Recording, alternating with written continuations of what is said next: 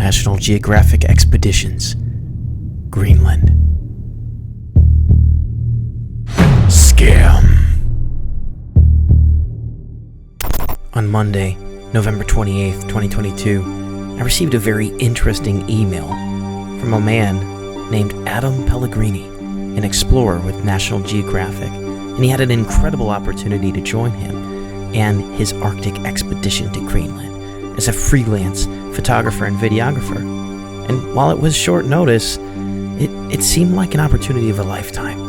And having my own photography and videography company, this seemed like an amazing chance to step into something truly life-changing. But I wanted to tread carefully, because I wasn't sure yet how real this would turn out to be. I decided to check Nat Geo's directory to see if this Adam Pellegrini actually was a legitimate explorer. And to my surprise, there he was. No contact info to verify, so maybe he just used his personal email, since that seemed to be the case. But he was listed, officially, and that seemed to clear some of the red flags. Maybe this really was real. Now, a wise man once said, "You miss every shot you don't take." So I went for it. I sent back a thoughtful response, sharing a bit about my experience, my background, and I tried to test the waters a bit. I said, "If you have some time, please let me know more about what you're looking for. That way, I can determine how best to proceed." It made sense. If this once-in-a-lifetime opportunity turned out to be real, I didn't want to be the one who left National Geographic on red. Now, this is where it gets interesting. On Thursday, December 1st, 2022, I received an enthusiastic and genuine response from Adam, and he said, "Good morning, Daniel. Happy new month to you. It's good to hear from you. Apologies for the late response. I've been quite busy." And that's to be expected when you're a Nat Geo explorer preparing for a huge expedition. This was it. The first look at the details and just what I had gotten myself into. Now, first things first, I wanted to double check the info right there at the top of the document. So, I did what any clever guy would do. I Googled it. And to my surprise, there it was. The actual address for National Geographic. So, so far so good. At least the document seemed legit, it didn't seem fake. But that phone number, there wasn't one listed on the site there, and 570 wasn't a DC area code. I had to call and see who might be on the other end of it. The Google subscriber you have called is not available. Please leave a message after the tone. Nothing. But if it was Adam's number, it made sense if his phone was off while traveling. So I decided to dig into the details of the document. Melting glaciers, Greenland expedition, detailed and well thought out itinerary, down to the day-by-day descriptions. And the amazing thing about it was that this all made sense. It wasn't littered with typos or errors. It was carefully written by someone who clearly was passionate about the project and the location. And there was the payment structure and compensation plan.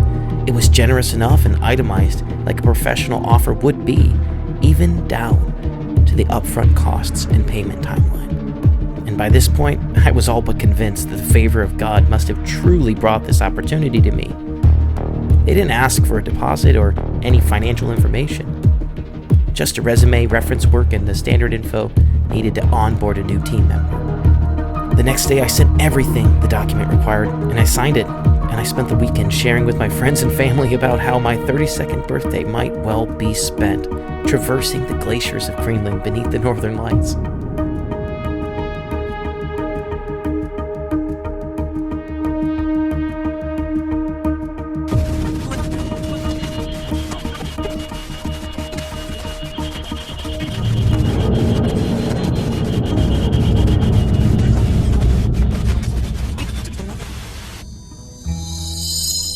A few days later, I received an email from Ruth Adams, the person CC'd on the previous emails from Adam. "I am happy to inform you that you have been selected." The moment I read those words, my heart was racing. This was it. I made it on the National Geographic team. I shared the news with everyone I could think of. And it wasn't long until I received the text message from Ruth to confirm the details. I finally found out who was on the other side of that 570 number. The team coordinator, Ruth Adams. Messages were exchanged back and forth, and I even tried calling again, but straight to voicemail. Ruth apologized for missing the call within a few moments and even reassured me that texts would allow us to refer back to the things as needed. And I had to admit, she made a good point. It all came down to the one last step before the adventure began, the first check. It would be sent to me by email, so I was thinking maybe like Zelle or maybe a wire transfer. It would be faster than mailing one out, especially since we only had about a week and a half before the flight date. So, the next day, just like Ruth said, the check was sent. But the moment I saw it, my heart sank. I kept saying to my family and friends, I didn't want to celebrate fully until the check was in my hands, for in that moment, all of this would be real.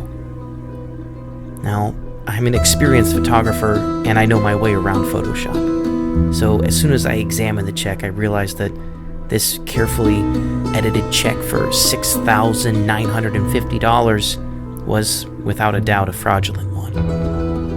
The details were written over and the font was a dead giveaway, but even still, I had to be sure. I checked it out, looked up the address. The billing address didn't seem right, but I had no idea where National Geographic's accounting team worked, but almighty Google Maps image was like the back alley of a dump for a transport company. Certainly not a prestigious and nationally renowned organization property at all. It didn't make sense. Damn. I couldn't believe it. I was duped. The Adam I was emailing was more likely a certified forklift operator than a certified explorer for National Geographic. I even went the extra step to investigate the numbers on the check. Maybe the American Bankers Association would lead me to the man behind the grand facade. But, just like the voice on the other end of that 570 number, I got nothing. Disappointed by the waste of time, and, even more so, the emotional roller coaster this turned out to be. An incredible opportunity just happened in the last week. I've been selected as a freelance photographer and videographer for a National Geographic research project in Greenland. It's going to start on December 17th, so happy birthday to me, but it's going to be a most epic time, and I figured I'd let you know because I might not get a chance to talk to you before you get back from your trip. I wanted to save a few others from what I went through. You don't really need to go this far in depth, but just Google search scams associated with your situation, or copy that email right into the Better Business Bureau scam tracker to see any reported activity linked to that account. Had I known that over 42,000 scams were linked to this Ruth Adams' email, I probably would have left National Geographic on red.